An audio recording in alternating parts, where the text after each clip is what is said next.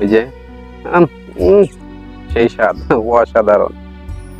খাওয়া দাওয়ার স্টাইল দেখছেন, অনেক সুন্দর।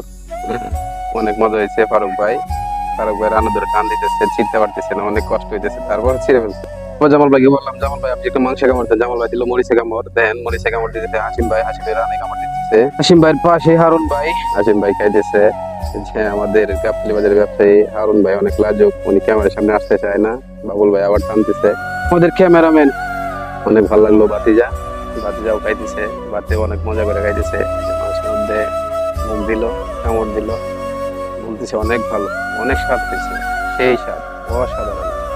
তরকারি দিতেছে, এই যে দেখেন সবার পাতি তরকারি দিতেছে, সবাই একজনে দিতেছে যাতে সবাই সমানভাবে পায় আর কি। কারণ পার্টি তো মানে একজনের বেশি একজনের কম এরকম না। বাবুল ভাই খাইতেছে, এই যে আমার পাত খালি হয়ে গেছে।